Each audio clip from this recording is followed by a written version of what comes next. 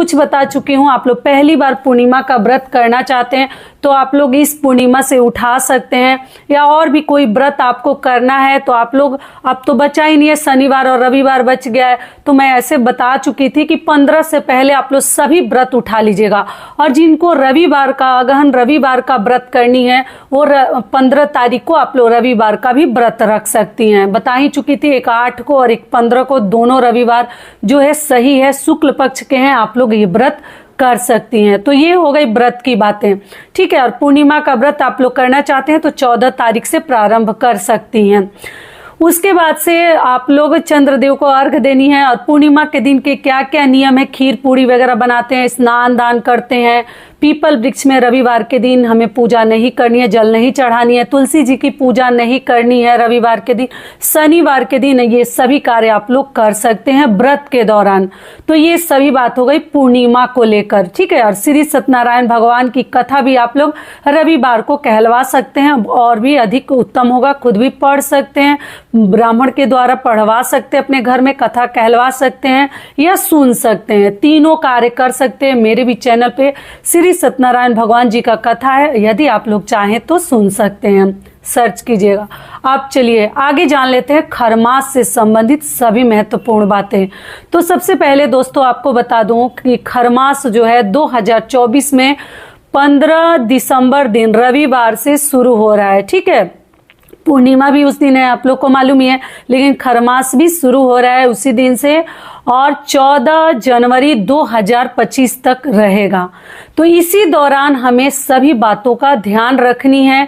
तो आप लोग ध्यान रखिएगा, क्योंकि सूर्य देव जो है धनु राशि में प्रवेश करते हैं, इस वजह से खरमास लगता है, और उनका रफ्तार, उनके घोड़ों की रफ्तार धीमी गति से चलने लगती है, जिस वजह से किसी भी प्रकार के कार्य जो है शुभ नहीं होते हैं। खरमास में करने से उसका उत्तम फल की प्राप्ति हमें नहीं होती है, तो इसलिए मनाही है, नहीं किया जाता है। आगे आप लोगों की इच्छा है, आपको जैसा ठीक लगे वैसा कीजिएगा, ठीक है। अगले दिन से पूस का महीना भी बोलते हैं, पौष माह भी बोलते हैं, पौष माह शुरू हो जा रहा है, तो आप कोई भी नया व्रत उसमें नहीं उठा सकती हैं। और खरमास में 1 महीने के दौरान आपको किसी भी प्रकार का नया व्रत नहीं उठानी है, या वो सोमवती अमावस्या 30 दिसंबर को पड़ रहा है, ऐसे आगे मैं वीडियो डालूंगी, तो पहली बार जिसको भी करना है आप लोग मत कीजिएगा, क्योंकि अमावस्या मतलब जो भी अमावस्या सोमवार को पड़ती है सोमवती अमावस्या कहलाती है, तो आगे जो अमावस्या पड़ेगी उससे आप लोग उठा लीजिएगा, क्योंकि आपके हाथ में ऑप्शन है। और इस बार जो है खरमास में पहली बार क्यों कोई व्रत उठाना, मत उठाइएगा, ठीक है। ऐसे सोमवती अमावस्या के लिए सेपरेट मैं आप लोगों के लिए वीडियो डालूंगी, आप एकदम निश्चिंत रहिए। कुछ बहनों का कंप्लेन है, दीदी डिटेल में सोमवती अमावस्या का वीडियो डालिए, पहली बार करना है, कैसे क्या नियम विधि है, डालूंगी। ऐसे अगर जस्ट आप लोगों को चाहिए तो मेरा ओल्ड वीडियोज आप लोग चेकआउट कर सकते हैं, उसमें सब कुछ बताई हुई हूँ कि सोमवती अमावस्या की क्या नियम विधि है, कौन कौन सी सामग्री चाहिए, कैसे व्रत किया जाता है, करके भी प्रैक्टिकली दिखा चुकी हूँ। अगर आप लोग चाहें, इच्छुक हैं, तो आप लोग चेकआउट कर सकते हैं। सारी बातें क्लियर हो गई। अब चलिए जो आप लोगों के छोटे छोटे डाउट्स है वो जान लेते हैं। तो सबसे पहले तो खरमास में किसी भी प्रकार का शुभ और मांगलिक कार्य नहीं होता। दूसरी चीज क्या है, खरमास में किसी भी आपको झाड़ू वगैरह नया खरीद कर कभी अपने घर में शुरुआत नहीं करनी चाहिए। इसका जो है ना असर आपके घर के लिए बिल्कुल सही और शुभ नहीं होता है। तो झाड़ू वगैरह आप लोग आज कल में ही कर लें, ठीक है। खरीद कर लाकर आप लोग इस्तेमाल के लिए निकाल ले, मतलब छुआ कर भी रख दे खरमास में, तब आप लोग उसको इस्तेमाल के लिए मतलब यूज में ला सकते हैं। लेकिन इन 3 दिनों के दौरान आप लोग ये सभी कार्य कर लीजिए। अगला कार्य आपको क्या करनी है, जिनको भी घर वगैरह बदलनी है रेंट पे, एक बहन मेरी लिखी है दीदी क्वार्टर वाली बहुत परेशान करिए, फ्लैट वाली, तो आप इसी दौरान जाकर कुछ ना कुछ उस घर में रख कर आ जाइए। तो अब खरमास में भी अपनी छुट्टी के हिसाब से, अपने हस्बैंड के जॉब के हिसाब से, समय के हिसाब से उस घर में आप लोग जा सकती हैं, लेकिन कुछ ना कुछ सामग्री उस घर में रख कर आ जाइए। बहुत पहले ही बता चुकी हूँ, तो अभी भी समय है, इसलिए ये वीडियो जल्दी जल्दी से डाल रही हूँ। जिस भी बहन का पूर्णिमा को लेकर आप लोग पूछिएगा, देखिए एक चीज भूल गई थी दीदी, पूर्णिमा के दिन बाल धोएं या ना धोएं, तो पहले आपको बता दूं कि देखिए पूर्णिमा के दिन, आज के दिन आप लोग बाल धो सकती हैं, धो लीजिएगा गर्म पानी करके। और शनिवार को बाल नहीं धोते हैं। और शाम से ऐसे पूर्णिमा तिथि लग रही है, 4 बज के कुछ मिनट पे लग रही है, 58 मिनट पे लग रही है, तो आप लोग देख लीजिएगा कल के दिन तो नहीं धोना है। और रविवार को मान लीजिए जिनको अगर एकदम इमरजेंसी है किसी कारणवश, क्योंकि पूर्णिमा और अमावस्या के दिन बाल नहीं धोते हैं, तो अगर बहुत ज़रूरत पड़ जाए या आपको पीरियड्स में मासिक धर्म में आप लोग बाल संडे के दिन धो सकती हैं। अगर ज़रूरत ना हो तो मत धोइएगा, ठीक है। अगर मान लीजिए कहीं आना जाना है या ऐसा कुछ प्रोग्राम हो गया, धोना ही धोना है, तब आप लोग धो सकती हैं, बाकी आप लोग मत धोइएगा। ये चीज़ और पहले आपको बतानी चाहिए।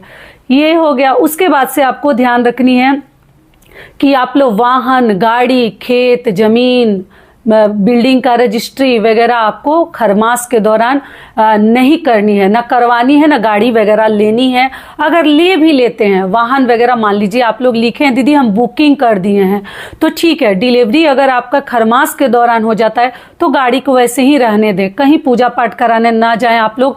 जब खरमास बीत जाता है 14 जनवरी के बाद, आप लोग 14 जनवरी के दिन भी करवा सकते हैं, उस दिन पूजा पाठ करवा के तब शुभारंभ करें, वरना आप लोग बीच में मत कीजिएगा। जैसे इतना दिन बीता वैसे कुछ दिन और बीत जाए। रिस्क हमें कभी जीवन में नहीं लेनी चाहिए, क्योंकि हमेशा रिस्क लेना कभी कभी हमारे लिए भारी पड़ सकता है। इस बात का ध्यान रखिएगा। मैं कभी किसी को मतलब डराने के लिए सब बातें नहीं बोल रही हूँ, लेकिन आपके हित के लिए मैं बता रही हूँ कि आपका भी हित हो, ठीक है। और पैसा वगैरह अगर जमीन के लिए, रजिस्ट्री के लिए ये सब दे दिया गया है, रजिस्ट्री करना एकदम इमरजेंसी है, अनिवार्य है, तब आप लोग करा सकते हैं। पहले से अगर आप लोग ये सभी कार्य कर लिए हैं तब आप लोग कर सकते हैं, कोई दिक्कत नहीं है। अगला आप लोगों का प्रश्न है, दीदी जैसे हमारे जमीन की पूजा हो गई है, जिसको वीत पूजा बोलते हैं, नींव की पूजा हो गई है, तो क्या खरमास में काम स्टार्ट कर सकते हैं?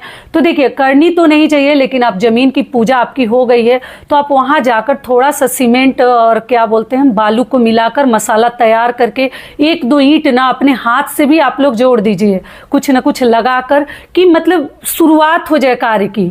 खरमास से पहले कार्य की शुरुआत जिस कार्य की हो जाएगी, उस कार्य को आप लोग खरमास के दौरान भी कर सकते हैं। वो कोई सुहाग की चीज़ें हो या बिंदी, सिंदूर, महावर कुछ आपको निकालनी है तो इस कल तक आप लोग निकाल सकते हैं। रविवार को तो नई चीज़ें नहीं निकालते हैं, आप लोग निकाल कर शरीर में लगा कर, वो चूड़ी हो, कपड़ा हो, मतलब सूट साड़ी हो, कुछ भी लगा कर रख दीजिए। खरमास के दौरान आप लोग पहन सकते हैं। बच्चों के शरीर में लगा कर रख दीजिए, ऐसे बच्चे खरमास में पहन सकते हैं। लेकिन अगर संभव हो तो आप लोग खरीद कर शरीर में लगा कर डालकर आप लोग रख सकते हैं। तो जो कार्य आपका पहले ही अगहन से शुरू हो जाएगा तो पौष माह में आप लोग कर सकते हैं। क्लियर हो गया? बातों को समय निकालकर थोड़ा सा समझदारी से समझ लीजिएगा कि किसी भी प्रकार की गलती ना हो।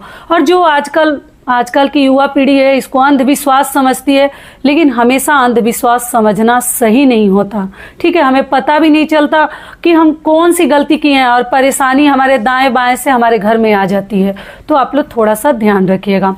और इससे पहले दोस्तों, अगर आपको मेरा वीडियो पसंद आता है तो प्लीज़ आप मेरे चैनल को सब्सक्राइब कर दीजिएगा और साथ में एक छोटी सी लाइक कर दीजिएगा, क्योंकि आपकी एक छोटी सी लाइक से हमें बहुत अधिक हिम्मत और प्रेरणा मिलती है। जरूर कीजिएगा।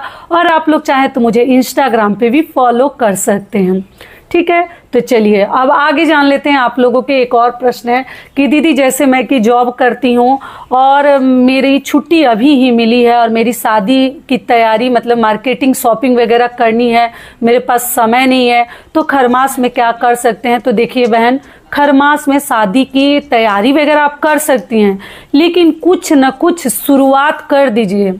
कोई चीज़ मतलब आज शुक्रवार है, आज भी कोई चीज़ आप लोग खरीद सकते हैं, या मतलब कोई साड़ी हो, कपड़ा हो, चुनरी हो, आप लोग आज के दिन ले लीजिए, लेकिन कल के दिन भी ले सकते हैं। लेकिन आप लोग ध्यान रखिएगा कि खरमास में दूल्हे का जोड़ा, दुल्हन का जोड़ा, ये सब चीज़ें नहीं खरीदनी चाहिए। और सबसे महत्वपूर्ण होता है पलंग, जो लकड़ी की चीज़ें होती हैं, टेबल कुर्सी या कुछ भी सोफ़ा, और लड़कियों के देने वाले लकड़ी वाली चीज़ें खरमास में नहीं खरीदते हैं। लेकिन पहले ही आपने खरीदारी की अगर शुरुआत कर दी है 15 से पहले, तब आप लोग एकदम आराम से खरीद सकते हैं, निसंकोच। किसी भी प्रकार का डर और भय अपने मन में मत रखिएगा। रजाई, गद्दा, ये सब चीज़ें खरमास में जब तक कि कार्य शुरू नहीं हुआ है आप नहीं कर सकते हैं। और जोड़ा तो एकदम नहीं खरीद सकते हैं, लेकिन आप इस 3 दिन के दौरान अगर कुछ ना कुछ खरीद लेती हैं तब आप लोग एकदम आराम से खरीद सकती हैं। और अगला सबसे महत्वपूर्ण प्रश्न है कि जैसे हमें मायके जाना है दीदी, पहली बार नहीं है तो क्या हम जा सकते हैं? तो देखिए, पहली बार तो जाना ही नहीं है। मायके और ससुराल आप लोग खरमास के दौरान जाने से जरूर बचिए। अगर बच जाता है मतलब चलने लायक है तो कभी रिस्क ना लें।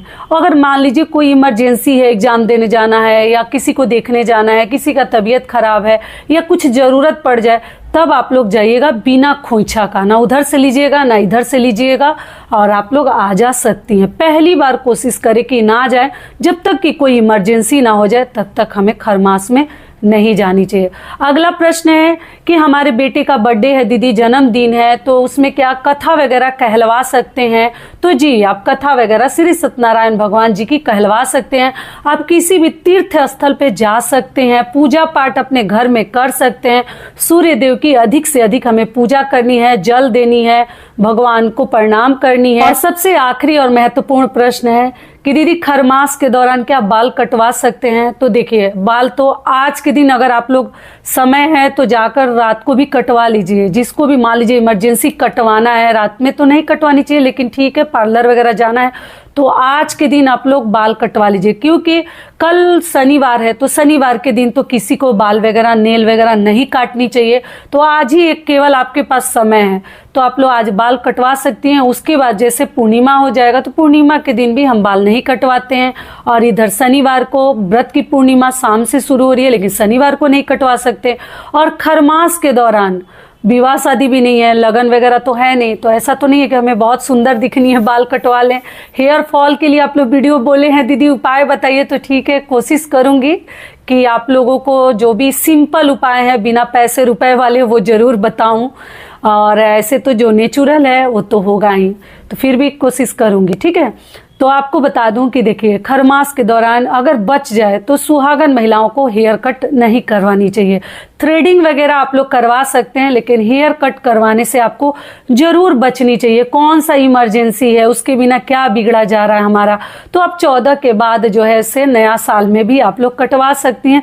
लेकिन अगर बच जाता है, कोई दिक्कत नहीं है, कोई प्रॉब्लम नहीं है, तब आप लोग जैसे खरमास के दौरान बाल मत कटवाइए, ठीक है। और बच्चों का आप लोग कटवा सकते हैं, ऐसा कुछ नहीं है। स्कूल वगैरह जाना है जिन बच्चों को, तो लड़का हो लड़की हो सभी का आप लोग कटवा सकते हैं। लेकिन सुहागन महिलाओं का अगर बच जाए तो जरूर बचाइएगा। ये क्लियर हो गया। और जिनको मान लीजिए कटवाना ही कटवाना, तो आज ही का दिन केवल आपके पास है, आप लोग कटा सकती हैं फ्राइडे को। और अगला आप लोगों का प्रश्न है, दीदी खरमास में तुलसी जी का पौधा क्या लगा सकते हैं? जी बिल्कुल लगा सकते हैं। तुलसी जी का पौधा लगाने में कहीं कोई दोष नहीं है।